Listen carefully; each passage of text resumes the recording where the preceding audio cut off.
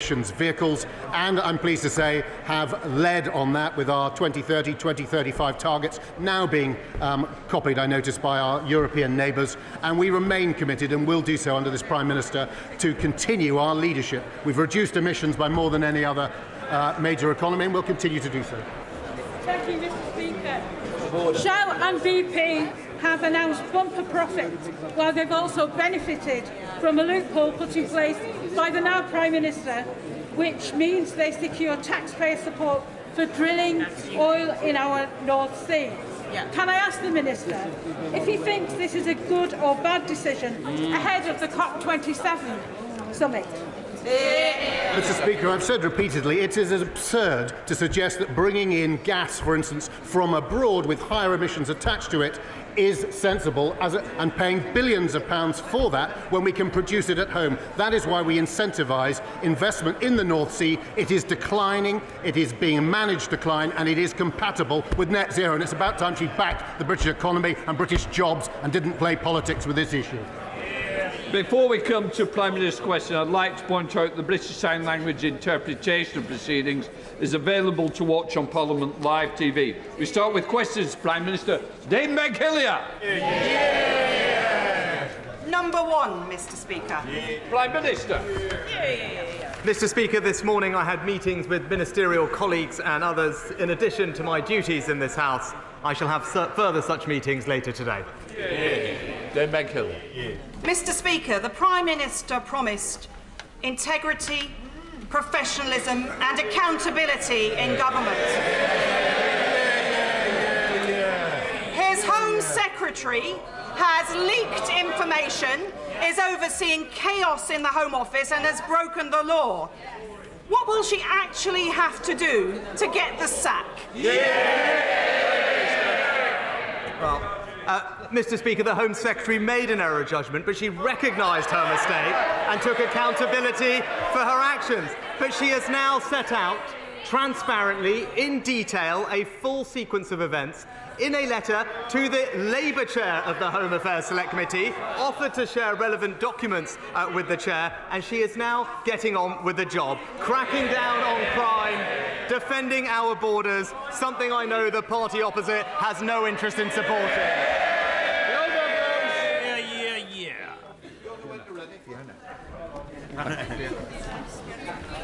My 19-year-old Congleton constituent, Mary, who has been in care much of her life, has worked long and hard by childminding and in other ways, now faces her university studies with no savings and no means of recovering them because it has all been stolen from her in a few seconds by a heartless scammer pretending to be her bank. What assurance can the Prime Minister give that the government is working hard to help prevent this type of all-too-common, despicable crime and bring the perpetrators to book? Well, I'm very sorry to hear about Marie's case that my honourable friend raises, and I know how convincing scammers can be and the upset and hurt that they cause. I'm pleased to reassure my honourable friend that the government will shortly be publishing our fraud strategy, which will establish a more unified, coordinated response from government and law enforcement and the private sector to block more scams and to better protect the public. We now come to the Leader of the Opposition, Keir Starmer. Thank you, Mr. Speaker. His Home Secretary says the asylum system is broken. Who broke it? Prime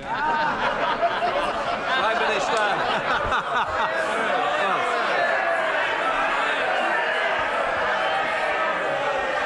Well, Mr. Speaker, let's just we can look at the record on migration policy. Let's look at it. What did we on this side of the House do? We gave the British people a referendum on Brexit. We delivered Brexit. We ended the free movement of people, Mr. Speaker. That's our record on migration policy. It's not something the honourable gentleman supported. He opposed it at every turn, and it's not what the British people want. No one wants open borders on this side of the House. They've lost control of the borders on their side of the House. Mr. Speaker, for 4 Prime Ministers in 5 years, and it's the same old, same old. He stands there and tries to pass the blame. If the asylum system is broken, and his lot have been in power for 12 years, how can it be anyone's fault but theirs? Mr. Speaker, people rightly want to see us getting a grip of migration in our borders. But look, let's look at the record. Let's look at the record. The right honourable gentleman, he voted against the Nationality and Borders Bill. He said he would scrap the Rwanda partnership. He opposed the ending of free movement of people. Look, border control is a serious, complex issue. But not only does the party opposite not have a plan, they have opposed every single measure we have taken to solve the problem. You can't attack a plan if you don't have a plan. We voted against it because we said it wouldn't work, and it hasn't worked. He says he's getting a grip, he's got a plan. So let's have a look at that plan. The Rwanda deal was launched in April. It cost the taxpayer £140 million and rising. The number of people deported to Rwanda is 0. Since then, 30,000 people have crossed the channel in small boats. It's not working, is it? He hasn't got a grip. Mr. Speaker, we on this side of the House are clear that we want to defend our borders. When the Shadow Home Secretary this weekend was asked, she couldn't answer a simple question if the party opposite was in favour of higher or lower migration. It's that simple. The Home Secretary and I, when it comes to tackling on migration, reducing migration, we are on the same page. That party's policy, it's a blank page, Mr. Speaker. Mr. Speaker, blame others, deflect, attack on something else. So much the new age of accountability. Of all the people who arrived in small boats last year, how many asylum claims have been processed? Prime Minister. Mr. Speaker, we do need. Mr. Speaker, not enough is the answer, very straightforwardly. Not enough. And that's what we're going to fix. But the honourable gentleman raises this question. What are we doing? We've increased the number of processing officials by 80%. We are putting an extra 500 more by next March. But if he really was serious about fixing this problem, then he would acknowledge that we do need to tackle the issue of people putting spurious claims, spurious, repeated, last-minute claims to frustrate the process. That's how we'll tackle the system. So why, then, did he vote against the Nationality and Borders Act, which deals with it? Mr. Speaker, he says not enough. You could say that again. It's 4%. 4% of people arriving in small boats last year had their asylum claim processed. According to the bookies, the Home Secretary has a better chance of becoming the next Tory leader than she has of processing an asylum claim in a year. And he talks about numbers. They're only taking half the number of asylum decisions that they used to. That's why the system is broken. 4,000 people at the Manston Air Force Base, massively overcrowded, all sorts of diseases breaking out. So, did the Home Secretary receive legal advice that she should move people out? Yes or no? Prime Minister. Mr. Speaker, the right honourable gentleman is very fond of reminding us that he used to be the former Director of Public Prosecutions. So he knows the government's policy on commenting on legal advice. But what I can say is the significant action that the Home Secretary has taken to fix the issue. Since September, 30 more hotels with 4,500 new beds, appointing a senior general to control the situation at Manston, and indeed increasing the number of staff there by almost a half, Mr. Speaker. These are significant steps to demonstrate that we are getting a grip of this system. But this is a serious and escalating problem. We will make sure that we control our borders, and we will always do it fairly and compassionately, because that's the right thing. Here's Starmer.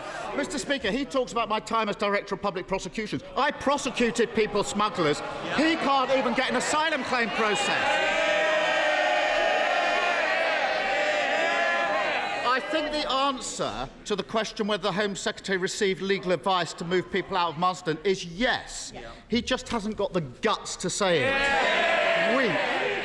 He did a grubby deal with her, putting her in charge of Britain's security just so he could dodge an election. She's broken the ministerial code, lost control of a refugee centre and put our security at risk. She did get one thing right. She finally admitted that the Tories have broken the asylum system. Criminal gangs running amok, thousands crossing the Channel in small boats every week, hardly any claims processed. So why doesn't he get a proper Home Secretary, scrap the Rwanda gimmick, crack down on smuggling gangs, end the small boat crossings, speed up asylum claims and agree an international deal on refugees? Start governing for once and get a grip. Mr. Speaker, the right honourable gentleman. Front rows. Can we just calm it down a little? I do want to hear the replies. You're covering your mouth. It's not helpful to me or you. Come on, Prime Minister.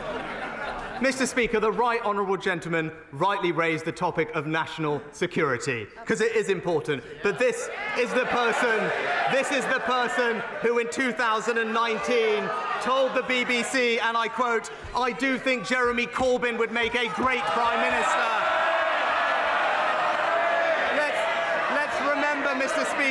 Mr. Speaker, let's remember that national security agenda, abolishing our armed forces, scrapping the nuclear deterrent, withdrawing from NATO, voting against every single anti-terror law we tried, befriending Hamas and Hezbollah. He may want to forget about it, but we will remind him of it every week because it's the Conservative government that will keep this country safe.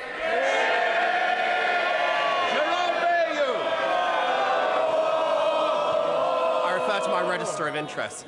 Mr. Speaker, right now we are suffering the worst outbreak of avian flu ever recorded. Hundreds of thousands of birds are being destroyed to stem the spread of this terrible disease. The government's acted quickly to bring forward compensation for live birds culled to 48 hours after confirmation of disease. But even this short delay is causing significant losses to farmers in Broadland as the disease wreaks havoc to flocks. Dead birds are not compensated. Today is Back British Farming Day. Will my right honourable friend take this opportunity to back British farmers and agree compensation for all affected birds from the date when disease is confirmed?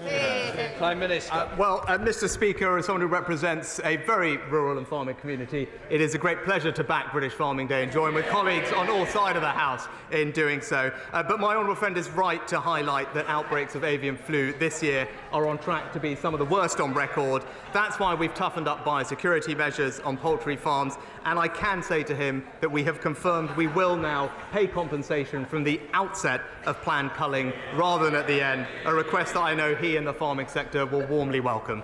Leader of the SNP, Ian Blackford.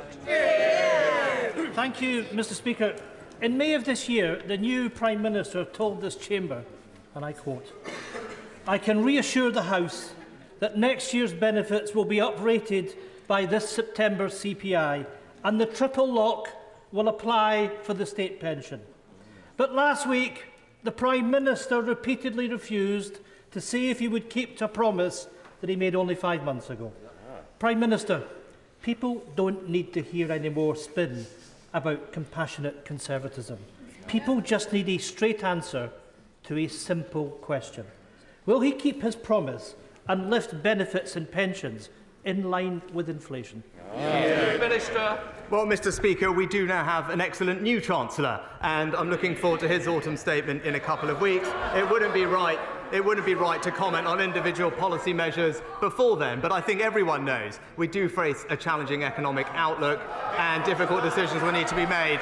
But what I would say is that we will always, as my track record as Chancellor demonstrates, have fairness and compassion at the heart of everything we do. Well, Mr. Speaker, it was a very simple question asking for the Prime Minister to reiterate what he promised just 5 months ago. For the second week running, he still won't give a straight answer to the most vulnerable that require support. The Prime Minister keeps telling us that difficult decisions need to be made, but austerity 2.0 isn't a difficult decision. It is what it has always been, a Tory political choice to hit the poorest hardest. In the week that BP saw quarterly profits of £7.1 billion, why not take the easy decision to bring in a proper windfall tax? Why not take the easy decision to reinstate the cap on bankers' bonuses? Why not take the easy decision to scrap the non-dom tax avoidance? And with all that new revenue, why not stand up today and take the easiest decision of all, to protect those most in need and increase benefits and pensions in line with inflation? Well, Mr. Speaker, the honourable gentleman raised the issue of North Sea, and this is a point of significant difference between his party and ours. As Chancellor, I introduced the new levy on oil and gas companies because I believe that was the right thing to do. But where we will always differ is we believe that our North Sea producers do have an important role to play in our transition to net zero. They are an important source of transition fuels, and we will make sure that we support them to invest in exploiting those resources for the British people. Thank you, Mr. Speaker. Can I firstly welcome the IPU delegation from Madagascar who are in today's viewing gallery. More locally, I'm delighted that next year Openreach will be rolling out ultra-fast broadband in Wigginton in my constituency. But other rural areas of South West Hertfordshire, like Dudswell, are still in dire need of better connectivity.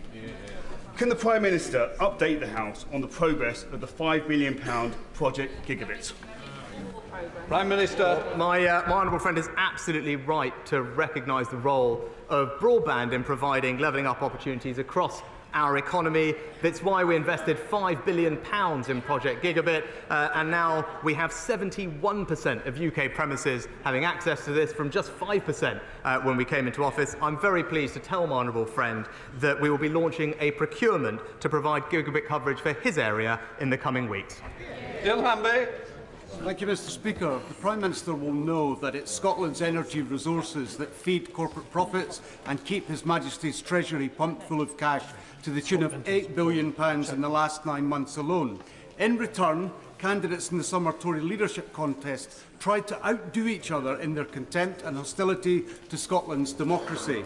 So without falling back on the "you've had your vote" trope, can the Prime Minister tell me, is Scotland in a voluntary and respectful union of equals as claimed in 2014, or are we hostages in a territorial British colony? Minister. Mr. Speaker, what people across Scotland rightly want to see is both their governments working constructively together to improve their lives. That's what we will do on this side of the House. And part of that is actually supporting Scottish energy producers, which he is right, have a vital role to play in enabling our transition to net zero and improving our energy security, and those Scottish companies will have our full support. Scott Benson. Thank you, Mr. Speaker. Nearly 40,000 illegal immigrants have crossed the Channel so far this year, landing taxpayers with a hotel bill of £5.6 million per day to accommodate them. Is it any wonder that millions of people in this country are furious with the situation? Prime Minister, during the summer you set out a comprehensive 10-point plan to tackle this issue. Everybody on this side of the chamber wants you to succeed in this aim. When can we expect the firm action the British people are demanding? Well, Mr. Speaker, I know this issue is rightly a priority for my honourable friend. It's a priority for his constituents, and I can reassure them that it is a priority for me and this government too. Whether it's the Nationalities and Borders Act or the further measures we are planning to take, we will defend our borders, stop the illegal crossings, and ensure that there is fairness and compassion in our system. That is the way to restore trust, and that is what his constituents and the British people deserve. Jimmy Stone. Here. Mr. Speaker, I have a constituent who is a supermarket worker. She's paid for weekly because she receives one double salary payment. There's 1 month of the year where she receives no universal credit. Normally not an issue, Mr. Speaker. However, because universal credit is linked to the cost of living payment, my constituency now no longer qualifies for the £320 that could see her through the very worst of a cold Highland winter. What could the Prime Minister do to mend this gap in the cost of living support? Prime Minister. Mr. Speaker, what I can tell the honourable gentleman is we also provided discretionary funding, which was provided through Barnett to the Scottish Government, especially to deal with cases like the one that he raised. But we'd be very happy if he wants to write to us with the constituents' details to look into it. But discretionary funding was made available, especially for cases like that. Great. Thank you, Mr. Speaker. I was visited at one of my surgeries in Broxtowe by my constituent, Aaron Horsey. In his arms was his 3-week-old newborn baby, Tim. Aaron's wife, Bernadette, tragically passed away whilst giving birth to Tim. Aaron came to see me regarding the disparity that exists over shared parental leave. The current eligibility requirements differ between that of the surviving birthing partner as compared to the surviving non-birthing partner. And this meant in Aaron's case he was not entitled to leave to raise his son. Would the Prime Minister ensure that both my constituent and I can meet with the relevant minister to make sure that we move towards a future where parents are not in this position? Prime Minister. Well, I know the whole House will join me in extending our condolences to Aaron following the tragic loss of his wife, and I thank my honourable friend for raising this issue. Employed parents can benefit from statutory support depending on personal circumstances. I'm very concerned to hear that that is not happening in this case, and I will of course ensure that he gets a meeting with a relevant minister as soon as possible to resolve this issue. Mr. Speaker, will the PM join me in condemning opaquely funded so-called think tanks who exert so much influence on gullible politicians that their policies were able to almost crash the UK economy just weeks ago?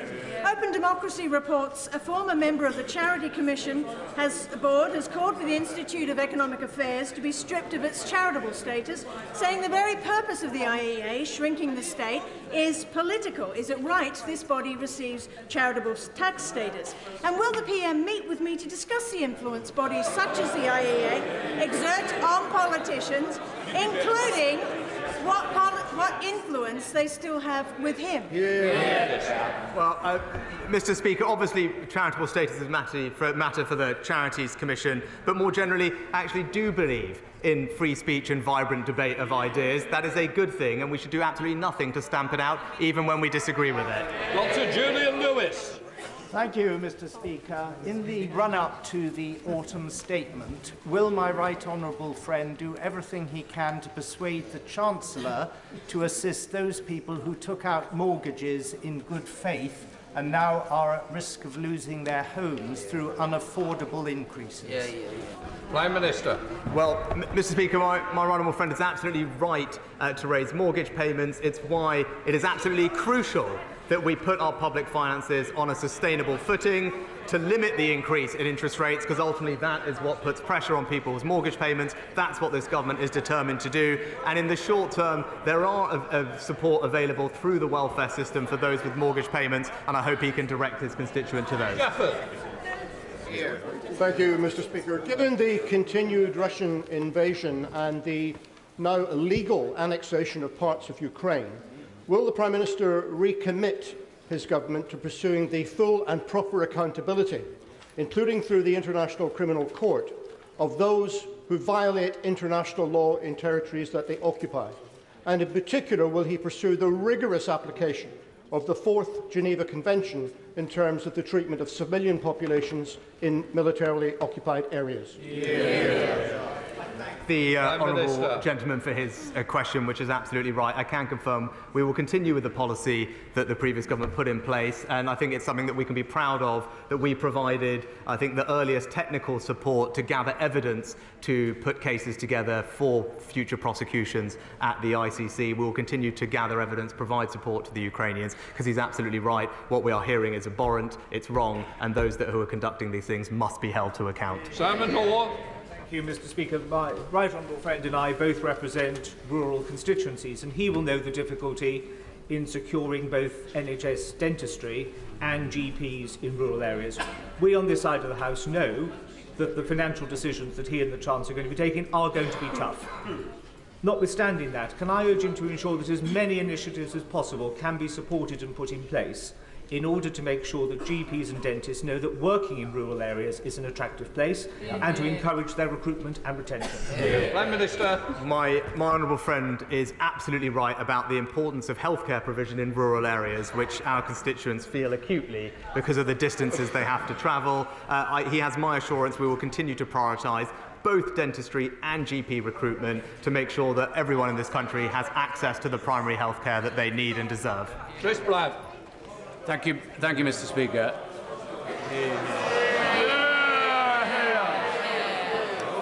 I'm not going to be bullied into silence by anybody in this House.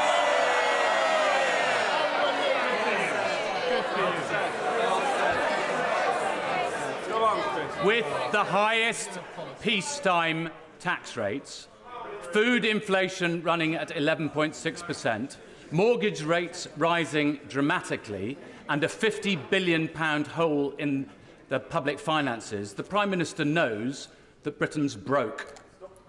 What is it about the 12 years of Tory rule and 5 years of him as a minister that has made such a mess of Britain?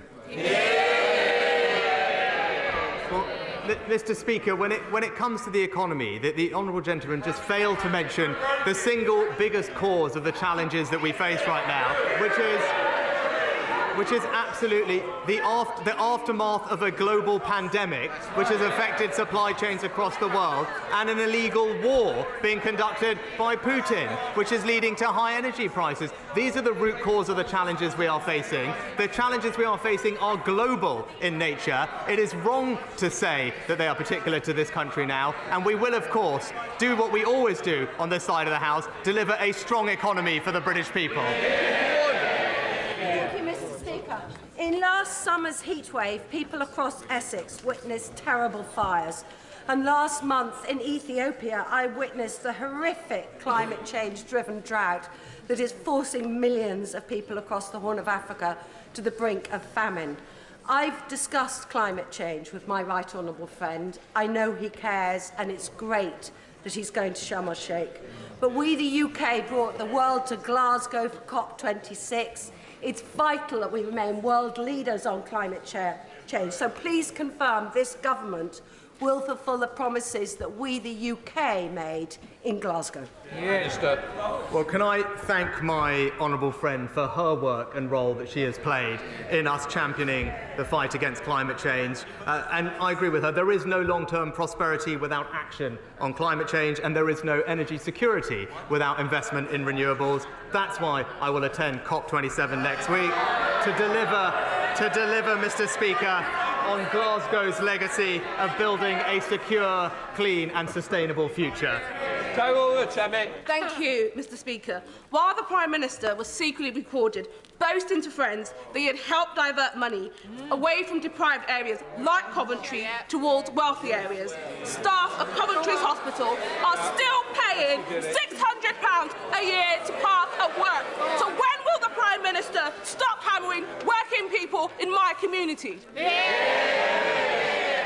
Well, Mr. Speaker, I think the Honourable Lady was asking about car parking in NHS hospitals, if I'm understood her rightly. We did introduce temporary free car parking during the pandemic. That was the right thing to do. And now all NHS trusts that charge for parking have implemented our free parking manifesto commitment for those in the greatest need, including hard-working NHS staff who work overnight.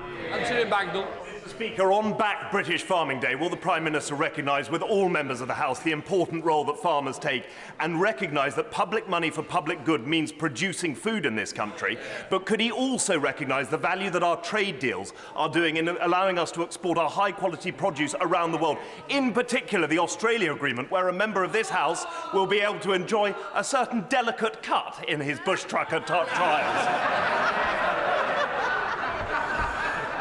Well, Mr. Speaker, I agree with my honourable friend. British farmers are indeed the lifeblood of our nation. I join him in celebrating their contribution. I agree with him we need to prioritise food security, and he is right to champion free trade deals. They open up new markets and new opportunities for great British produce, and we will continue to open up more markets for our farmers everywhere. Sherman.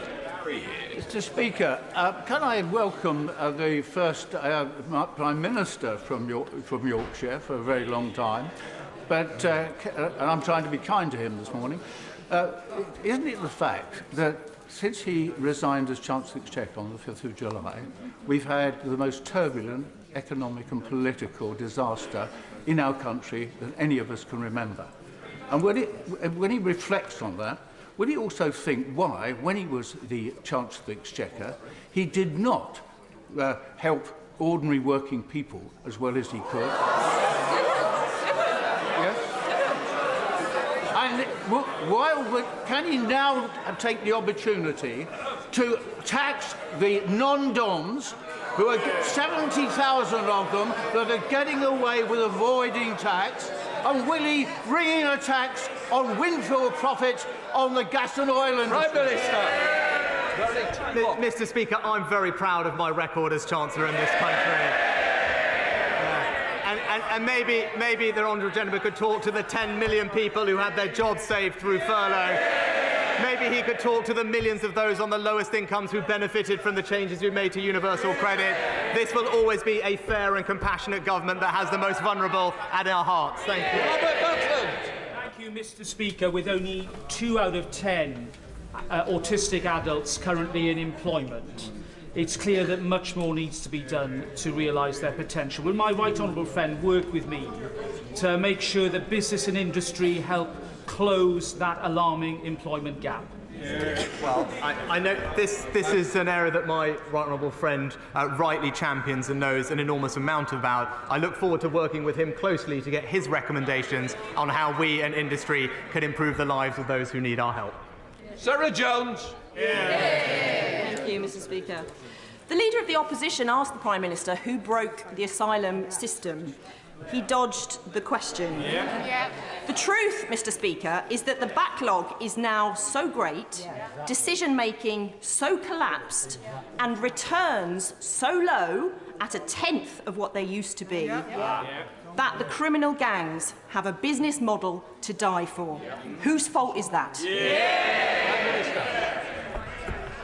Mr. Speaker, the reason we are in this situation is because of the unprecedented number of people arriving here illegally, often from safe third countries. Now, if the party opposite was really serious about this, they would realise that we have to stop illegal migration, that we have to stop the exploitation of vulnerable people abroad. But they have opposed every single measure we have taken. They're not serious about this problem because they don't think it matters. Tom Hunt. Very much, Mr. Speaker. Both myself and many of my constituents remember fondly the Prime Minister's visit to Ipswich when he was Chancellor of the Exchequer. We spoke about levelling up and he made it clear to me levelling up isn't just about one part of the country, it's a national mission. Therefore, does the Prime Minister agree that a great way to show people of Ipswich this will be supported by a levelling up fund bit to get Ipswich active, £18 million, £15 million for Gaines Resort Centre, £3 million for the outdoor Lido in Broomhill? Prime Minister. Well, Mr. Speaker, my honourable friend is right. Levelling up is about spreading opportunity in every part of our United Kingdom, ensuring people have pride in the place they call home. I look forward to seeing his Levelling Up Fund bid, and I know it will be being considered over the course of this year, and I wish him every success. That completes Prime Minister's questions. Just let all.